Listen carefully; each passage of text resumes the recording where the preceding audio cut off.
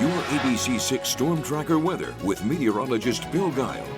Brought to you by the Preserve Sporting Club and Resort.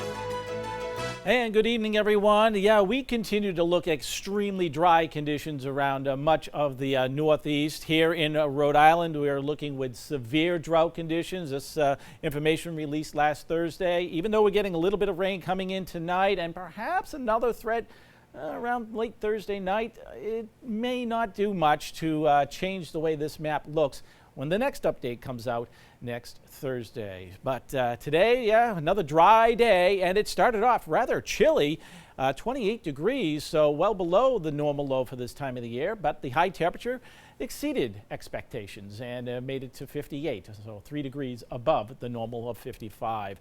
But notice the sunset today. 4:29 in the afternoon. Continues to get earlier as we head towards the first day of winter. But here's the good news. The precipitation is heading in our direction, finally getting some rainfall. But notice the intensity as it approaches. It's kind of getting lighter and lighter. You had those darker greens back through western New York State and Pennsylvania, and now it's just kind of lighter greens as it's working its way into New England. Nonetheless, we'll take every drop of rain that we can get out there. Right now it's 54 degrees with the clouds in place. The breeze out of the south-southwest, 9 miles an hour. It's begun to settle back a little bit and throughout much of the region as well. We did have some rather gusty winds at times. They're up around 20 during the course of the day today, even a few higher gusts than that.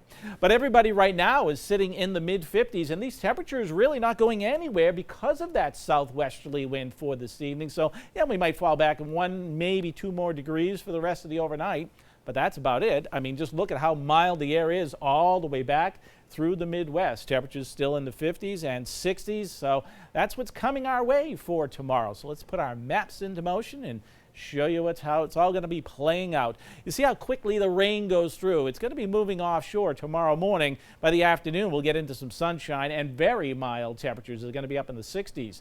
Then we start to cool down as we head on into Tuesday, getting back towards normal, but the wind is going to pick up again, and here comes that fire danger risk once again. And that's going to be followed by even colder air heading in to the midweek stretch for Wednesday as bright sunshine does return. So here's the close-up look at how this is going to play out overnight tonight, this evening. A few showers, sprinkles moving in 8, 9, 10 o'clock, but steadier rains arriving as we get towards the midnight hour. And you'll notice our temperatures really don't change much. Some of the heaviest rain, if you want to call it that, will be right down along the immediate south coast and out through Block Island. But if you're up early tomorrow morning, you're going to be seeing the last raindrops coming through between 5 and 7 o'clock in the morning because this is quickly exiting the East Coast. Clouds will give way to sunshine for the afternoon, and it'll be a mild Veterans Day with temperatures in the mid, even some upper 60s. Then we head on into Tuesday, and it gets a little bit cooler. We'll be into the low 50s with bright sunshine. Rainfall totals, here's what we can look at. Again, lower amounts to the north, maybe a tenth or two up around Woonsocket and into Providence, but as you get down towards the South County area, North Kingstown, perhaps 0.45 will close in on a ½ inch of rainfall.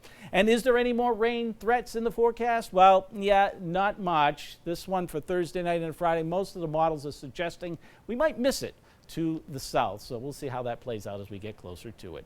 But again, just to recap, tomorrow's a real nice day. We're looking at 67 degrees as the sun comes out for the afternoon. Cooler on Tuesday, but the wind is returning. So the fire danger risk is back, and that lasts into Wednesday after some frosty mornings, midweek stretch. Well, I want to say that it's good we're getting some rain, but we still have those fire risks, like you said. Yeah, so. and what's coming through is really not going to put a dent in the drought situation, but it could help some of those brush fires that are around. Yeah, fingers crossed it does.